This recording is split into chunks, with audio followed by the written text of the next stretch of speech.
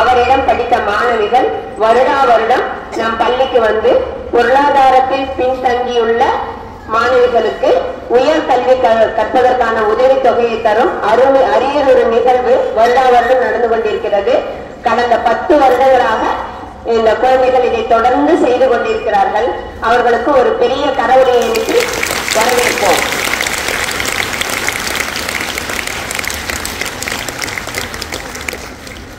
இப்படிப்பட்ட நிகழ்வுகள் தான் நம் பள்ளியின் பண்பாட்டையும் பாரம்பரியத்தையும் வெளிப்படுத்துகின்றன.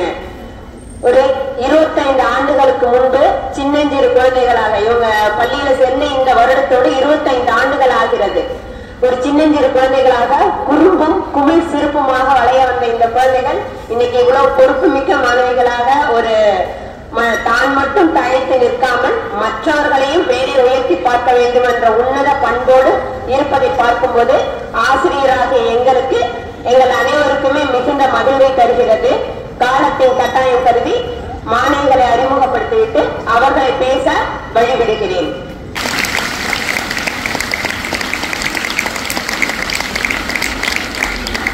அடுத்ததாக கிருத்திகா அவர்களுக்கு பொன்னாடை போட்டி நினைவு பரிசு வழங்கப்படுகிறது.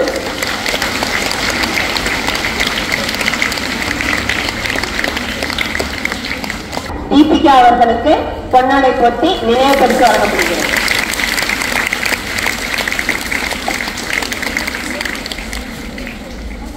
அடுத்ததாக செல்லுமணி அவர்களுக்கு பொன்னாடை போட்டி நினைவு பரிசு வழங்கப்படுகிறது.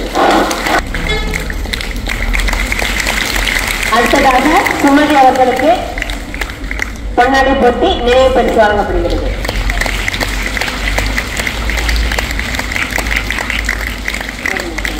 இப்படிப்பட்ட சிறந்த நிகழ்வின் முதல் விதை சுமதி கிட்ட இருந்துதான் ஆரம்பிச்சிருக்கு. இதை எல்லாரும் சேர்ந்து செய்யறாங்கன்னாலும் இதை ஆரம்பிச்சதுதான் இதை முன்னின்று இன்னைக்கு வரைக்கும் கூட படித்த மாணவிகள் அதோட கூட வேலை செய்யறவங்க எல்லாரையும் சேர்த்து இதை செஞ்சிட்டு இருக்கிறாங்க. அது அவங்களுக்கு மிகப்பெரிய பாராட்டு தெரியுது. எல்லாரும் எப்படிதான் இருக்கீங்க? நான் ரொம்ப நேரம் எடுக்க விரும்பல, எனக்கு நிறைய பேசி பழக்கமும் கிடையாது. ஜஸ்ட் ஸ்டார்டா முடிச்சுக்கிறேன்.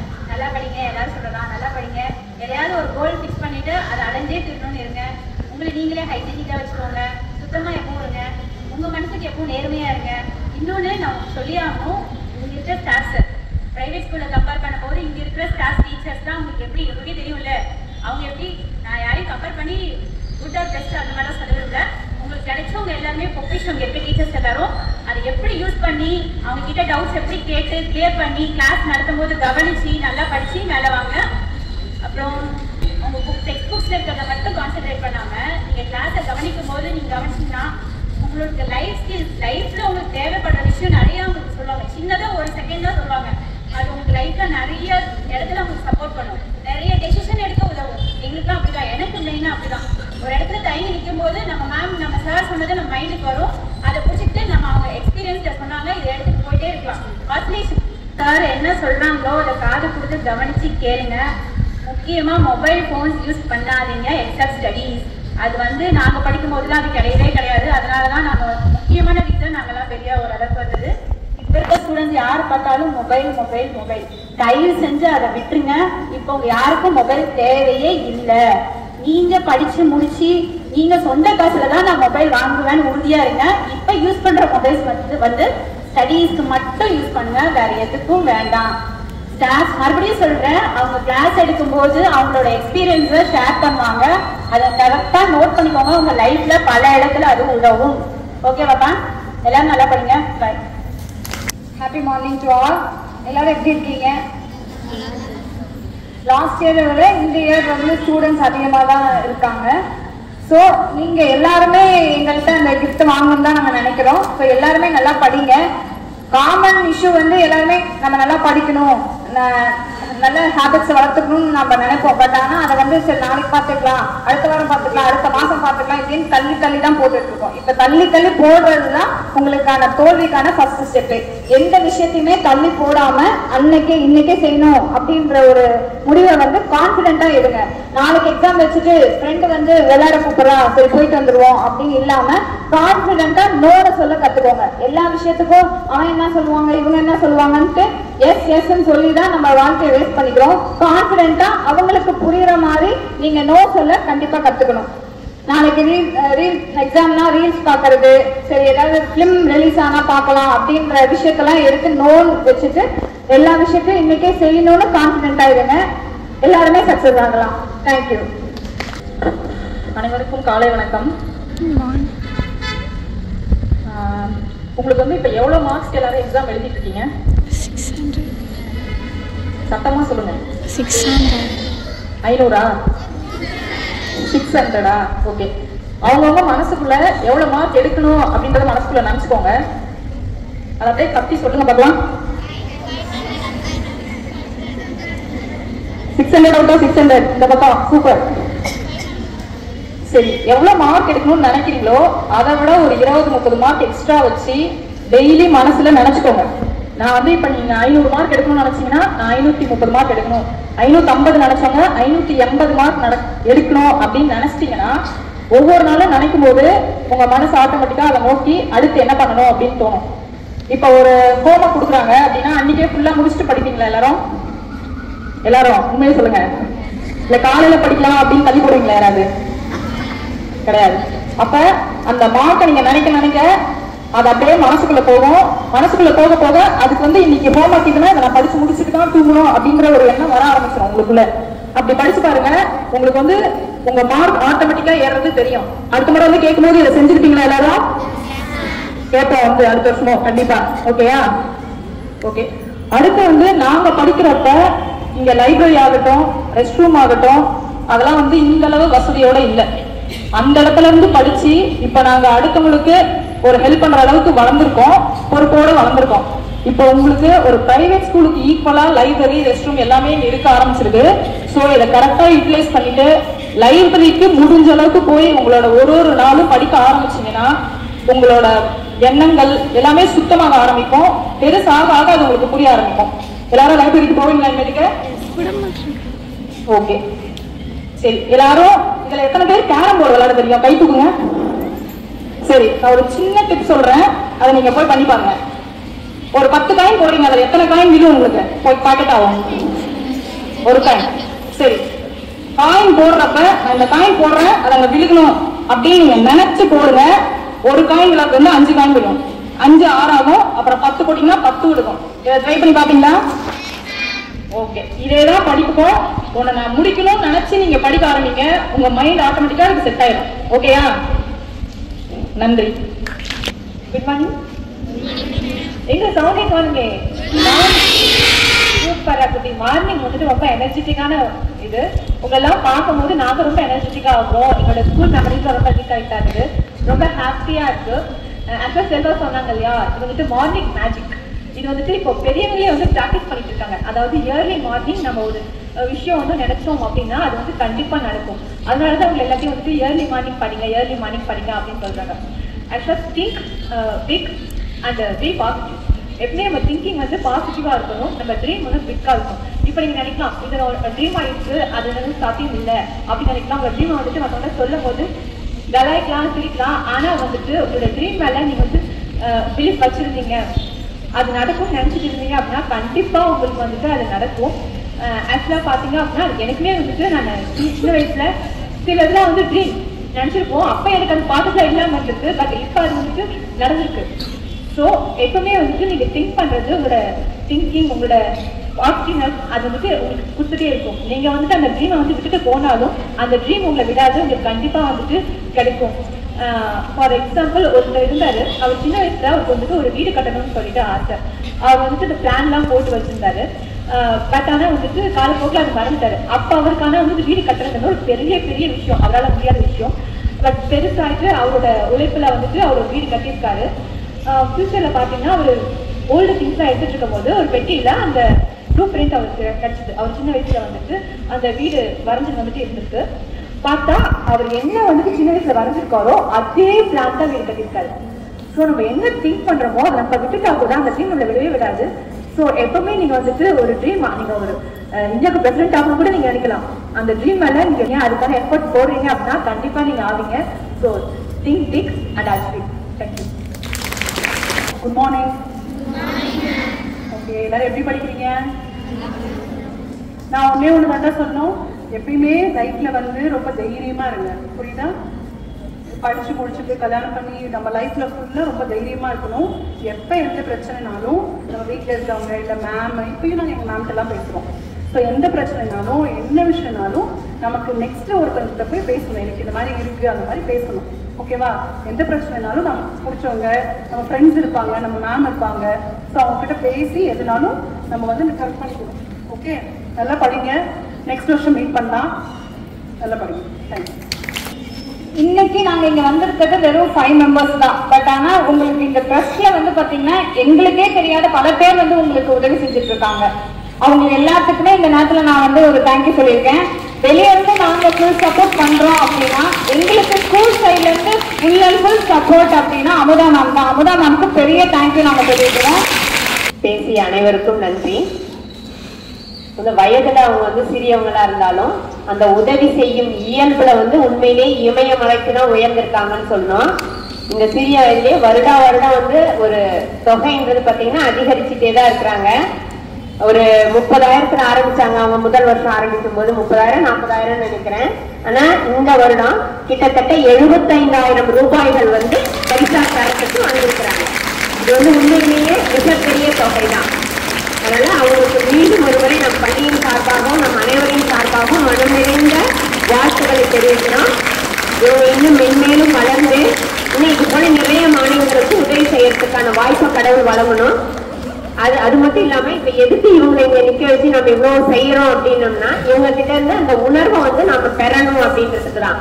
நம்ம படிக்கிறோம், வெளியே போறோம், வேலை வாங்கிடுறோம் அப்படின்னா அதை அந்த வளர்ந்து வந்த சூழலை மறக்காம மீண்டும் அதே நிலையில இருக்கக்கூடிய குழந்தைகளுக்கு உதவி செய்யணும் அப்படின்ற பண்பு வளரணுன்றதுக்காக தான் நம்ம இதை ஒவ்வொரு வருடமும் இங்க முன்னாடி எல்லாரையும் வச்சு செய்யறது. அதனால வருங்காலத்தில் அவங்க வச்சிருக்கிற இந்த ட்ரஸ்ட் கூட பல ட்ரஸ்ட் உங்களாலையும் உருவாக்க முடியும். அப்படி வளர்ந்து நம் பள்ளியை வந்து உயர்த்துவது வந்து உங்கள் அனைவரின் கடமை தான். பள்ளி உங்களுக்கு வாழ்க்கைக்கான களமா இருந்திருக்கு. வாழ்க்கைக்கான அடித்தளமே நம் பள்ளி தான். பள்ளி வாழ்க்கையும் கல்லூரி வாழ்க்கையும் தான் உங்க எதிர்கால வாழ்க்கையவே நிர்ணயிக்கக்கூடியது. அப்போ அந்த பள்ளிக்கு உங்களால இயன்ற உதவிகளை மீண்டும் வந்து செய்யறது எங்க ஆசிரியர்களாக எங்கள் அனைவருக்கும் ஒரு நெகிழ்வான நிகழ்வா இருக்கு. அதற்காக மீண்டும் ஒருவரை அந்த மாணவர்களுக்கு நன்றி கூறி பரிசுகளை வழங்க தலைமை ஆசிரியர் அவர்களை அன்புடன் அழைக்கிறோம். எஸ் மிஸ்பா தபசும் அவர்களுக்கு 20,000 ரூபாய்கள் பரிசாக தருகிறார்கள். 512 மார்க்குகள் எடுத்த மிஸ்பாவிற்கு பரிசு வழங்கும். அடுத்ததாக சி தினிஷா 524 மதிப்பெண்கள். அடுத்ததாக எஸ் முத்தழகி 563 மதிப்பெண்கள். அவர்களுக்கு 20,000 ரூபாய். மூவருக்குமே தலா 20,000 ரூபாய்.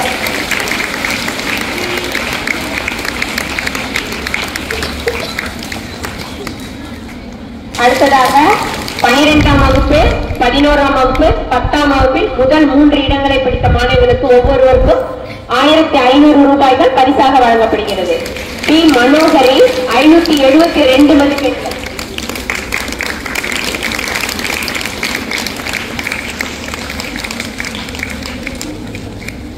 என் ஆயிஷா பானு 570 மதிப்பெண்கள்.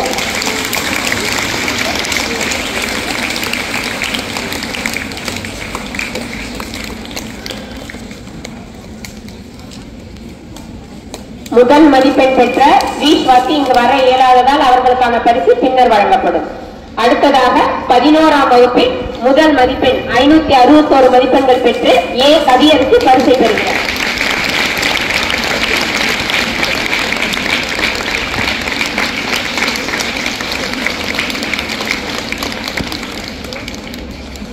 அடுத்ததாக 524 மதிப்பெண்கள் பெற்று ஐ சுவாதி பரிசு பெறுகிறார்.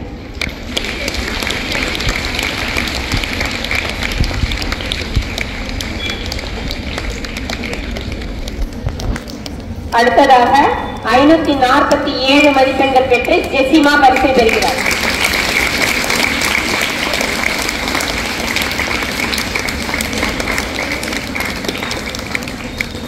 அடுத்ததாக 10ஆம் வகுப்பில் 486 மதிப்பெண்கள் பெற்று ஒய் அனுஸ்ரீ பரிசை பெறுகிறார்.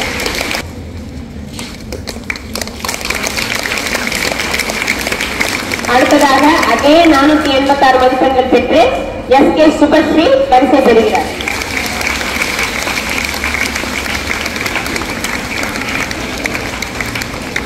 நானூத்தி 84 மதிப்பெண்கள் பெற்று ஜனனி பிரியா பரிசை பெறுகிறார். 483 மதிப்பெண்கள் பெற்று ஆர் சுதா பரிசை பெறுகிறார்.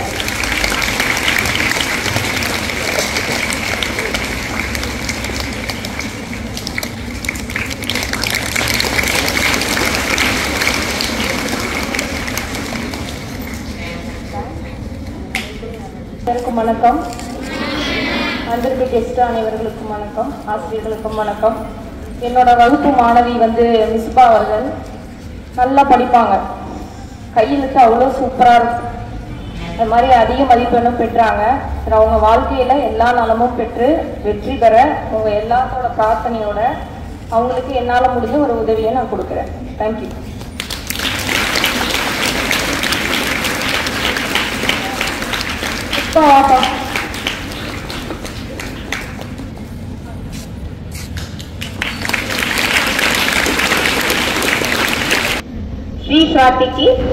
ஸ்ரீ சுவாதிக்கான பரிசை அவர்களது அம்மா பெற்றுக் கொள்கிறார்.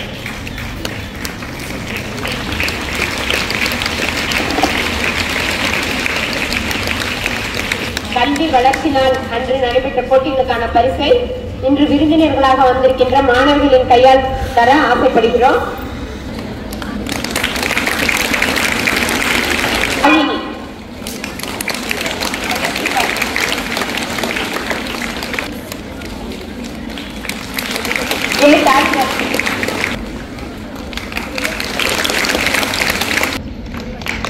S Abhisri M Viveka.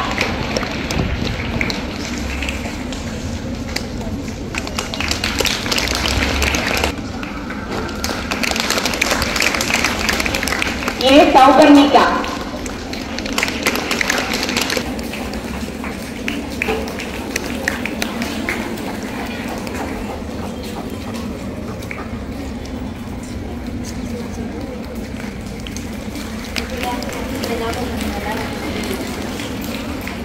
பரிசளித்த மாணவர்களுக்கும் இந்த வாய்ப்பை நல்கிய தலைமை ஆசிரியர் அவர்களுக்கும் நன்றிகள் பல. ரொம்ப முக்கியமானது இது பாருங்க, இதோட வேல்யூ என்னன்னு எல்லாருக்குமே தெரியும். ஆனா இது எல்லாத்தோட ரொம்ப ரொம்ப விலை மதிக்கத்தக்கது இதுதான். இப்ப உங்களுக்கு தெரியவே தெரியாது. எங்களை மாதிரி கல்யாணம் ஆயிட்டு வேற வீட்டுக்கு போய் பசங்களை ஸ்கூல் அனுப்பும்போது இந்த பாக்ஸ் எப்பயும் பாருங்க, அப்ப வர சந்தோஷம் என்னைக்குமே உங்களுக்கு வராது. அதுக்காகவாது இதெல்லாம் நிறைய எல்லா காம்படிஷனும் அட்டன் பண்ணி முடிஞ்ச வரைக்கும் நிறைய பிரைஸ் போடுறாங்க. ஓகேவா? நல்ல நிகழ்விற்காக இழக்கிறோம். அதனால ஆசிரியர்கள் அனைவரும் பொறுத்தருமாறு அன்போடு கேட்டுக்கொள்கிறேன். நன்றியுரை ஜெகதீசன் சார்.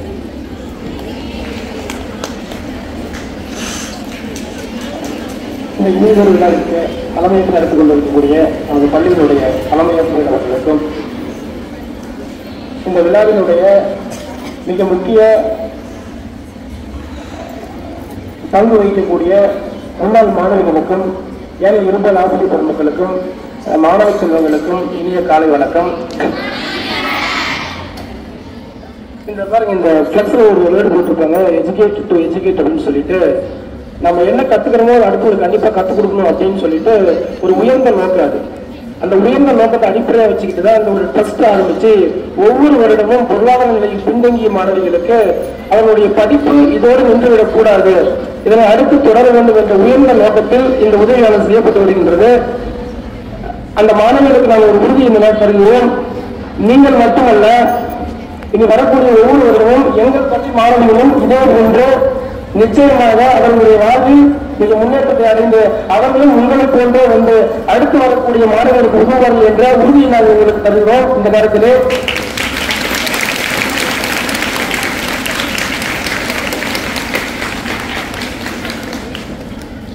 அன்புக்குரிய மாணவ செல்வங்களே, ஒன்றை மட்டும் நாம் நினைவு கொள்ள வேண்டும். நீங்களும் நிச்சயமாக இந்த இடத்திற்கு வருகை பெற வேண்டும். இந்த இடத்திற்கு வருகை சென்று அடுத்த தலைமுறைக்கு நீங்கள் நிச்சயமாக உதவ வேண்டும். அதுதான் நீங்கள் ஆசிரியர்களுக்கு செய்யக்கூடிய ஒரு கைமாறாக இருக்கும் என்று இந்த நேரத்தில் தெரிவித்துக் கொள்கின்றேன். இந்த ஒரு நல்லதொரு விழாவை ஒவ்வொரு வருடமும் தொடர்ந்து நடத்தி கொண்டிருக்கக்கூடிய முன்னாள் மாணவிகளுக்கு தலைமை ஆசிரியர், இருபால் ஆசிரியர்கள் மற்றும் மாணவ செல்வங்கள் எங்கள் பள்ளி அனைவரும் சார்பாக நெஞ்சார்ந்த நன்றியை மீண்டும் மீண்டும் தெரிவித்துக் கொள்கின்றோம். நன்றி.